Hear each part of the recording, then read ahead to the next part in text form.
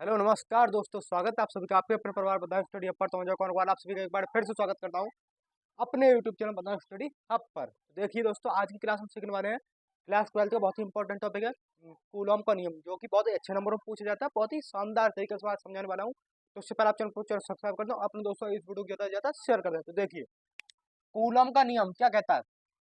दो स्थिर बिंदु आवेशों के बीच लगने वाला आकर्षण अथवा प्रतिकर्षण बल उन आवेशों के गुणनफल के अनुक्रमानुपाती तथा उनकी उनकी बीच की बीच की दूरी के वर्ग के व्युत्क्रमानुपाती होता है। यानी कोई दो बिंदु आवेश है, यहाँ पर ले लिया बिंदु आवेश है कोई मेरे भाई दो। यहाँ पर बी है, यहाँ पर क्या है बी है, बड़ा सा बना देता हूँ। और यहाँ पर क्या ए है, इस पर Q1 आवेश है और इस पर Q2 आवेश है। ठीक है, और इनके बीच की जो दूरी है वो है आर। क्या है, स्मॉल आर है। इनके बीच की दूरी क्या है, स्मॉल आर है। ठीक है, क्या कह रहा है देखिए, दो स्थिर बिंदु हैं ए और बी, दो स्थिर बिंदु हैं। ठीक है, जो हिलेंगे डुलेंगे नहीं, कुछ भी नहीं करेंगे, स्थिर है, एक जगह स्थित है भाई। आवेशों के बीच लगने वाला आकर्षण अथवा प्रतिकर्षण बल उन आवेशों की, इनके ऊपर दो आवेश हैं, इस पर Q1 और इस पर Q2, इनके बीच की दूरी आर स्क्वायर है। ठीक है, अब यहाँ से मेन बात हुई। अब इतनी बात समझ में आई आपको। ठीक, दो स्थिर बिंदु हैं ए और बी, इनके ऊपर दो आवेश हैं Q1 और Q2, इनके बीच की जो दूरी है वो है स्मॉल आर। ठीक है, बात क्लियर, और बहुत ही बढ़िया, इतनी बात क्लियर हो गई होगी। अब देखो, अब यहाँ से बात शुरू होती है। दो स्थिर बिंदु आवेशों के बीच लगने वाला आकर्षण, आकर्षण बल कौन सा होता है, आकर्षण बल होता है जो प्लस और माइनस के बीच में लगता है, यानी जो अपनी ओर आकर्षित करते हैं, एक दूसरे को खींचते हैं अपनी ओर, वो होता है आकर्षण बल। प्रतिकर्षण बल क्या होता है, जो प्लस प्लस पर लगता है, जो एक दूसरे को फेंकते हैं दूर दूर, या माइनस माइनस पर लगता है। और माइनस प्लस पर क्या लगता है, इन दोनों पर लगता है आकर्षण बल, और इन दोनों पर क्या लगता है, प्रतिकर्षण बल। माइनस प्लस होगा तो एक दूसरे को अपनी ओर लाएंगे, प्लस माइनस होगा तो भी अपनी एक दूसरे को अपनी ओर आकर्षित करेंगे, प्लस प्लस होगा तो दूर फेंकेंगे, माइनस माइनस होगा तो भी दूर फेंकेंगे। ठीक है, बात क्लियर। ओके, ठीक है, अब देखो यहाँ से बात क्या बात है, आकर्षण बल और प्रतिकर्षण बल समझ गए आप। जो अपनी ओर आकर्षित करेंगे वो आकर्षण बल, और जो दूसरी हम फेंकेंगे एक दूसरे को वो प्रतिकर्षण बल। ठीक है, बल उन आवेशों के गुणनफल के, उन आवेशों के यानी इन दोनों आवेशों के गुणनफल यानी गुणा होगी इनके अनुक्रमानुपाती, तथा उनके बीच की दूरी की, इनकी बीच की दूरी के व्युत्क्रमानुपाती होता है। बल जो है इन आवेशों के अनुक्रमानुपाती यानी गुणनफल के, और इनकी बीच की दूरी क्या है, व्युत्क्रमानुपाती। देखो, जो बल है हमारा वो क्या है, अनुक्रमानुपाती है Q1 और Q2 के गुणनफल के, यानी इनके बीच में गुणा का चिन्ह है। ठीक है, गुणा का चिन्ह है। जो बल है उन आवेशों के गुणनफल के, यानी जो प्रतिकर्षण बल है, आकर्षण बल है, यानी बल तो एक है कोई सा भी है, इनको क्या लग रहा है, आकर्षण बल लग रहा है इनके बीच में। ठीक है, उन आवेशों के गुणनफल के, उन आवेशों के गुणनफल के, इन आवेशों को गुणनफल के, इनकी गुणा करवा दिया हमने Q1 इंटू Q2, गुणनफल के अनुक्रमानुपाती, अनुक्रमानुपाती हो गया। ठीक है, एक बार लाइन क्लियर। और वो ही बल जो है वो उनकी बीच की दूरी के वर्ग के व्युत्क्रमानुपाती है। ठीक है, इसको मान लो आप समीकरण नंबर 1।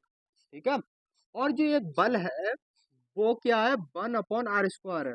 व्युत्क्रमानुपाती को बटे में लिखते हैं, जो है उनकी बीच की दूरी को वर्ग के यानी बीच की दूरी का वर्ग करेंगे और उसको बटे में लिख देंगे, भाई व्युत्क्रमानुपाती हो जाएगा, एक के बटे में लिख देंगे। ठीक, बात क्लियर इतनी। ठीक है, अब लिखो यहाँ से समीकरण नंबर इसको 2 मान लो और इन दोनों को जोड़ दो। लिखो समीकरण 1/2 से, 1/2 से। ठीक है, 1/2 से क्या करेंगे, इनकी गुणा करा देंगे तो क्या होगा, एफ अनुपाती, तो क्या हो जाएगा Q1 इंटू Q2 गुणा 1/r²।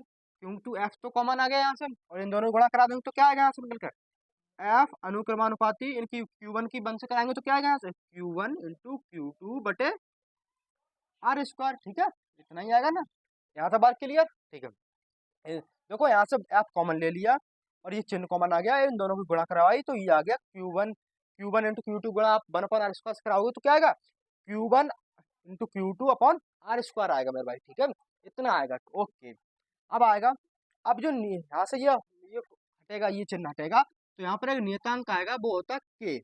क्या होता है k, क्या k Q1 into Q2 upon r², जहां ब्रैकेट में लिखना, जहां जहां के एक क्या है, नियतांक है, जहाँ के क्या है, के एक नियतांक है, ठीक है। के क्या है, नियतांक है मेरे भाई, ठीक। बात क्लियर है यहाँ से, इतनी बात क्लियर।